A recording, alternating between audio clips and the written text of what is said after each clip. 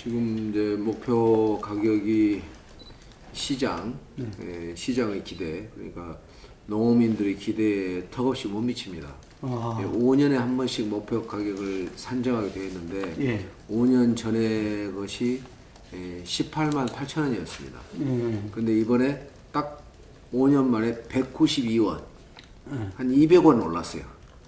그걸 국회에다 이제 제출한 겁니다. 그러니까 이제 말이 안 되는 거죠. 지난 20년 동안 통계로 보자면 9급 공무원 기준으로 공무원 월급은 무려 380% 올랐습니다. 그 다음에 소비자 물가는 74% 올랐습니다. 쌀값은 지난 20년 동안에 겨우 26% 올랐습니다. 근데 이번에 5년 만에 192원 올려서 정부안이 국회로 넘어왔거든요. 그래서 이제 여당, 민주당 국회의원들도 이건 말이 안 된다. 그래가지고서 이제 그 민주당과 정부와의 이른바 당정 협의란 걸 했습니다.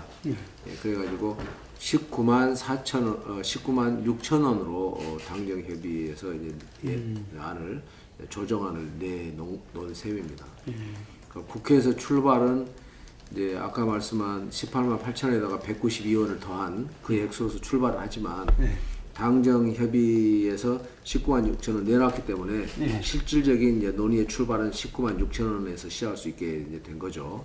이보다 더 올라갈 수도 있습니다. 뭐 당연히 더 올라야 됩니다. 저희가 5년간의 소비자 물가를 반영했더니 24만 5천 원이 나오더라고요. 그래서 저희 당은 24만 5천 원을 지금 이제 주장하고 있습니다. 저도 이제 이게 이제 법 개정이 문제거든요.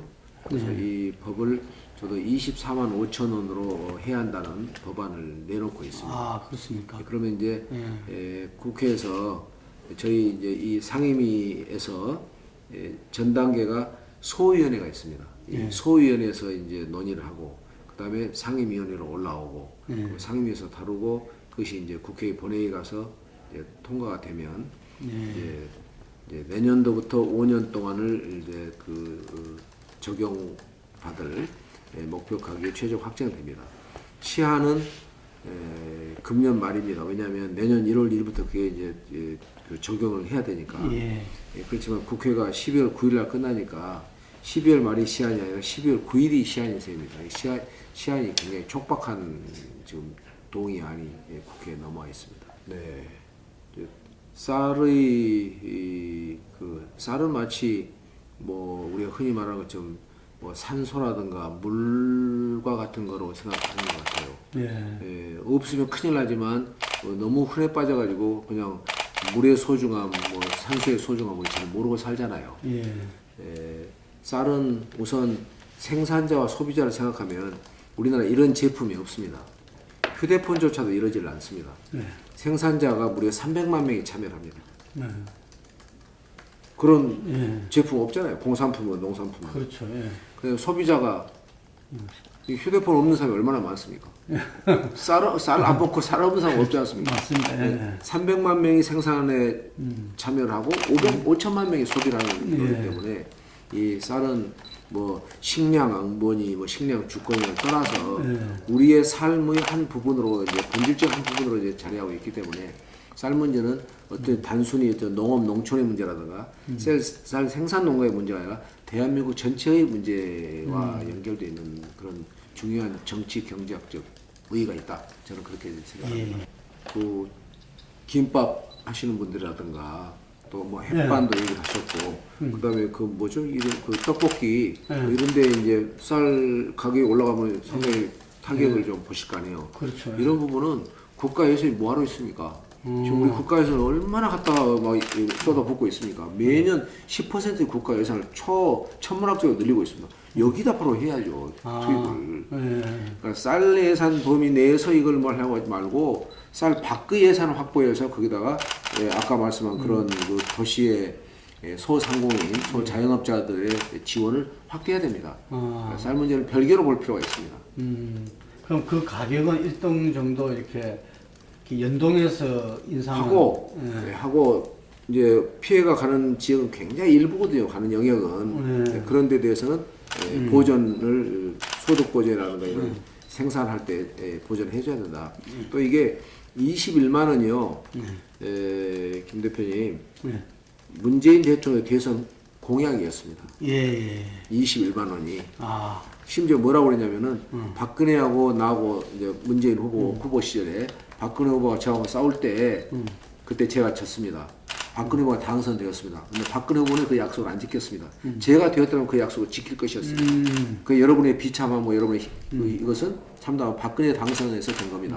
여러분 저를 밀어주시면 제가 해결하겠습니다. 그랬던 거예요. 농민들은 선명하게 기억하겠네요. 네, 그렇죠. 그러면서 뭐라고 하냐면 쌀은 단순히 어떤 이 소비자 가격이 이렇게 볼 문제가 아니다. 농사를 짓는 농민들은 공직자라고 그랬어요. 공무원이라고 그랬어요. 문 대통령 얘기입니다. 공무원이다. 공익적 가치의 봉사이다. 여러분은 공무원이고 그리고 쌀값은 바로 여러분의 공무원 월급이다. 이렇게 얘기를 하셨던 분이 말은 멋지게 하시네요. 좋았잖아요. 그래서 제가 조금 전에도 우리 한국농업경영인회가 여기서 문재인 정부 농정 규탄 걸기대를 했어요. 조금 전에. 거기 가서 제가 그랬습니다.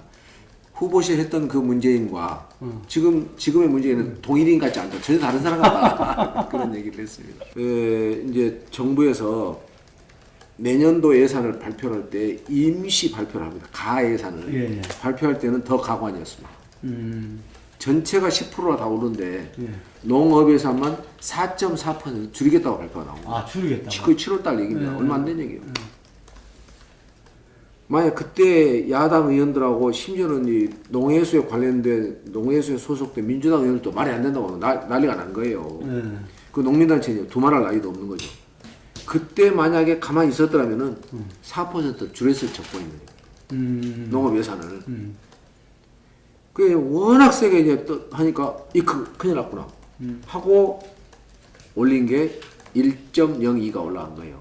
아, 1.02. 1.02. 그러니까 1% 오른 거예요. 근데 전체 예산은 9.7%가 늘었잖아요. 그러니까 농업 예산이 이것을 빼고 나면은 10%더 늘어난 거예요. 농업 분야를 빼면 그럴 거 아니에요. 다른 분야는 10% 이상씩 늘었는데 농업 분야만 1% 소비자 물가 상승률에도 못 미치는 1% 늘리고 만 겁니다. 이제 그리고 이제 하여튼 그러니까 우선 이제 말이 이제 안 되는 거고 이 소득 양극화 이게 심각한 문제잖아요. 이걸 해결해야 되잖아요. 근데 우리 지금 청와대에서는 양극화라는 것이 노동자와 기업인 간의 뭐 격차, 부자와 빈자의 격차만 생각하는 것 같아요. 도농 간 격차가 심각합니다. 도시에 사시는 분들 월급이 월 평균이 100만 원이면 농촌에 살고 있는 분들은 60만 원이에요. 10대 6입니다. 이 양극화가 심각합니다. 여기를 해소하려는 생각을 전혀 하지 않아요. 아마 제가 볼 때는 그런 이유는 이 기존 농가에 가는 예산은 일자리를 만드는 건 아니잖아요. 지금 일자리가 모두 꽂혀 있어요. 그러니까 여기에는 이 양극화에 대해서는 해소할 생각이 거의 없는 거예요. 있다면은 다른 농업 예산은 다른 뭐 예산은 10% 이상 늘렸다면 농업 예산은 얼마 늘려야 되겠습니까? 20% 30% 늘려야 이 양극화 해소될 거 아니에요. 근데 다른 건 10% 이상 늘리면서 농업 예산은 1% 늘린 거예요. 그러니까 양극화 해소 의지도 없는 거예요. 그러니까 양극화 해소 의지라는 것도 저는 솔직히 그 진정성을 솔직히 조금 저는 의심하지 않을 수가 없습니다. 눈에 보이는 양극화만 그냥 이 정치적인 레토릭으로 정치적 수사로서 양극화 해소하자. 그러면 노동자들에게 굉장히 그 환호를 이끌 수 있어요. 그런 것이지 사실 소리 없는 다수가 있는 300만 농업인들의 양극화에 대해서는 눈 감고 있는 거예요. 그러니까 진정한 의미의 양극화 해소를 주장할 만한 저는 철학적인 그 정당성도 없는 거다. 저는 그렇게 생각합니다.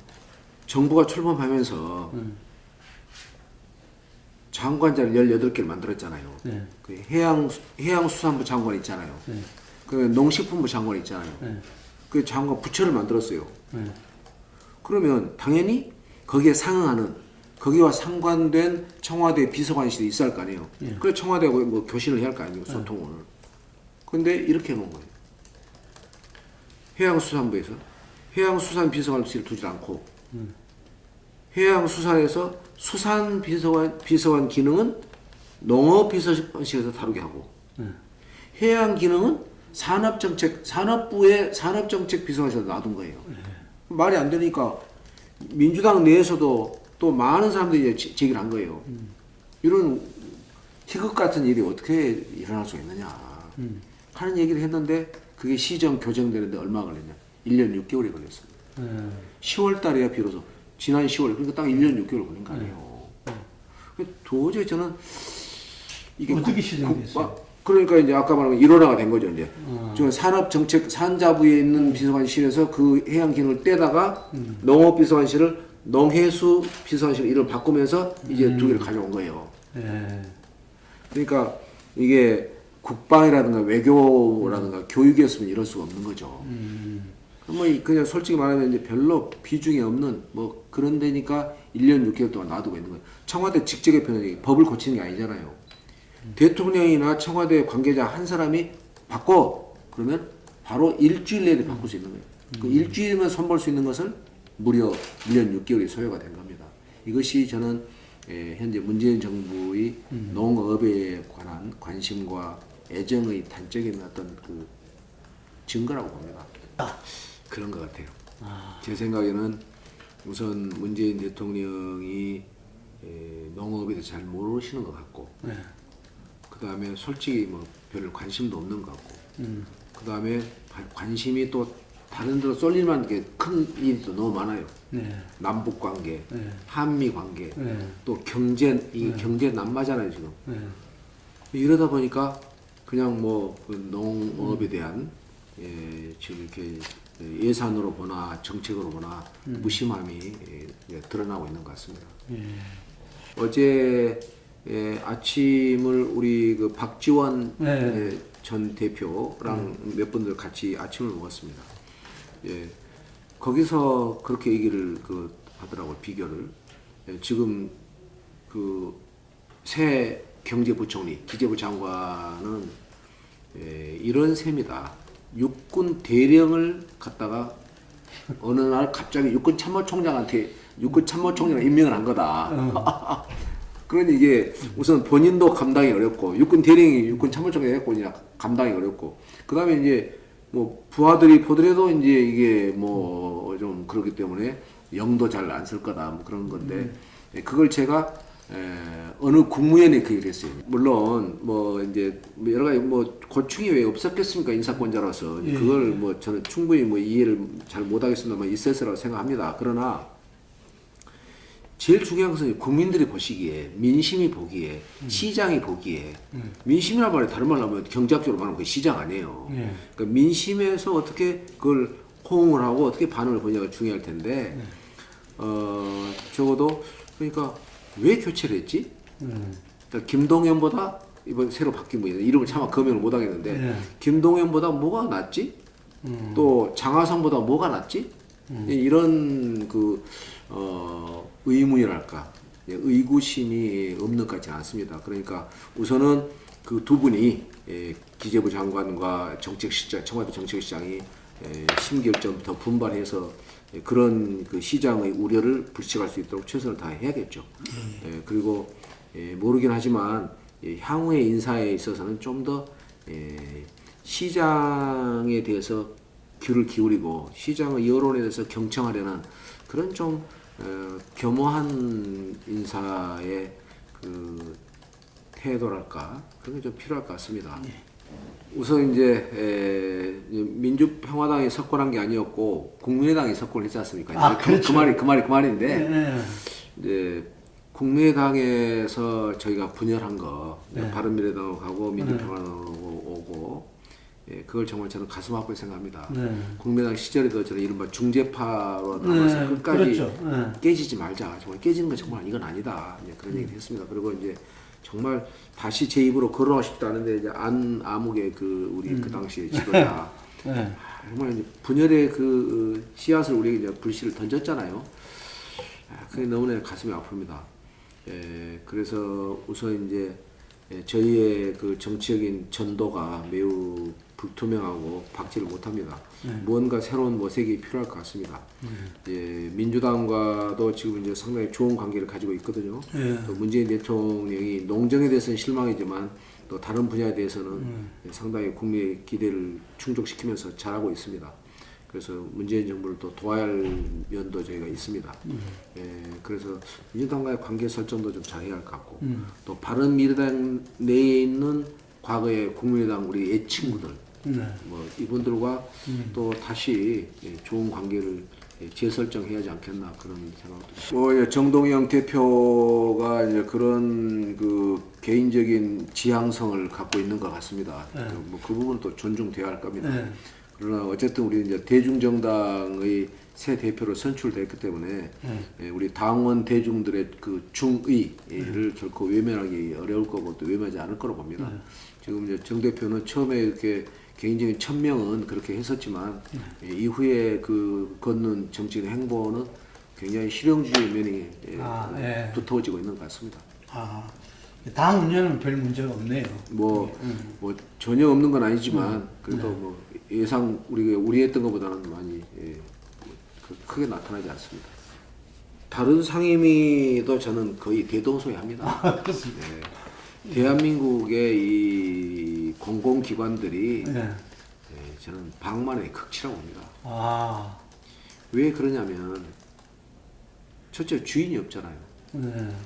오너가 있는 회사에서는 이런 거 일어나면 그대로 단칼에 나누잖아요. 오너가 없으니까 뭐 조금 있어도 뭐 다 서로 뭐 수십 년 같이 지내는 선배니까 봐주고 뭐 이렇게 손방망이로 하고 그러다 보니까 이게 다 이제 독버섯처럼 자라가지고 지금 현재 정부기관, 공공기관의 이 도덕적 해이는 거의 위험수위를 넘었습니다. 저는 이제 문재인 정부에 대해서 아쉽게 생각하는 대목이기도 한데 이 공직사회를 손대지 않고 공공기관을 지금 손대지 않고 계속 숫자를 이렇게 이제 마음에 안 들면 잘하겠다 해야 이제 긴장할 거 아니에요. 근데 오히려 숫자를 늘리고 있잖아요. 그리고 전혀 손을 내지 않고 예산을 써가면서. 그러니까 대한민국이 저는 이제는 헌법 1조가 무의미하게 퇴색해 버렸습니다. 대한민국은 대한민국은 누구의 나라입니까? 국민의 나라잖아요. 국민을 위한 나라로 우리 알고 있습니다. 전혀 그렇지 않습니다. 이미 대한민국은 변질됐습니다. 대한민국은 공무원들에 의한 공무원들 위한 나라로 변질됐다. 한국은 더 이상 디모크라시 민주제가 아니다. 한국은 이제는 뷰로크라시 관료제 국가가 돼버렸다. 관료를 위한 나라가 돼버렸다. 이거는 정말 심각한 문제라고 저는 생각합니다. 그런 문제죠. 그러니까 일반 국민들의 얘기에 대한 그 소외감과 박탈감과 거부감은 저는 하늘을 찌르고 있다고 봅니다. 이 민심을, 이 시장의 분위기를 문 대통령은 직실해야 됩니다. 지금 손대할 것은 공무원을 손대야 됩니다. 그래서 일하게, 우리 공무원을 자르자는 게 아니라 공무원으로 하여금 일하게 만들어야 됩니다. 왜 공무원 일을 더 많이 해야 되냐? 월급 많이 받잖아요. 공무원 월급 빵빵하잖아요. 또 연금이 또 확실하죠. 연금 확실하고. 그 다음에 철밥통이라고 그러잖아요. 직업 안정성이 높다 이거예요. 안 쫓겨나는 거예요. 그 다음에 사회적으로 전부 다 시험 준비. 온 국민들이 공무원 되려고 그러잖아요. 그 다음에 사회에서 존대받잖아요. 공무원을 언제 누가 무시합니까? 공무원은 우리가 다 엎드려져 공무원들이 상징이 돼 있는데 이 세 가지를 배타적으로 누리고 있는데 거기다 일까지 없어서 편하게 지낸다면 우리 공무원들 일반 국민들 무슨 낙으로 사냐 이 말이에요. 그러니까 일이라도 하고 고생이라도 해야 할 거 아닙니까? 그래야 이 사회가 공정한 사회가 될 거 아니에요. 정말 이건 불공정한 사회예요, 우리나라. 정의롭지 않습니다. 이거 부정의한 사회입니다. 이걸 방치하고 있는 것은 정말 이건 정의롭지 못한 정치입니다. 대표님, 이게 호남의 문제만이 저는 아니라고 봅니다. 호남의 문제는 어떤 면에서 풀기 쉬워요. 어떻게 풀면 되냐? 다른 데서 데려오면 돼요. 뭐 귀농 귀촌할 때 돈을 다른 데서는 뭐 안 주는데 우리는 돈을 많이 준다든가. 그다음에 뭐 첫째 아이는 얼마, 둘째 얼마, 셋째 아이 낳을 때 뭐 한 5천만 원 준다. 그러면 다른 데서 낳지 않고 김포에서 낳지 않고 전남 고흥에서 낳을 거 아니에요. 그러면 호남의 인구는 늘어나는 거예요. 근데 그게 문제가 아닙니다. 전국적으로 우리나라가 그렇거든요. 빼와봐야 김포 인구는 줄어들잖아요. 강화 인구는. 그렇잖아요. 이 문제에 대해서 그러니까 저출산의 문제, 고령화의 문제. 이거 우리 민족과 나라의 운명 앞에 바로 막 500m 전방에 놓여 있는 대형 시한폭탄이라고 생각합니다. 이거에 대해서 이렇게 소극적으로 대처하는 것도 이거 정말 저는 도저히 정말 가슴이 아픕니다. 지금 엄청난 재앙이 좀 닥쳐오고 있는데 그래서 저는 오래전부터 그런 주장을 참 많이 했었습니다.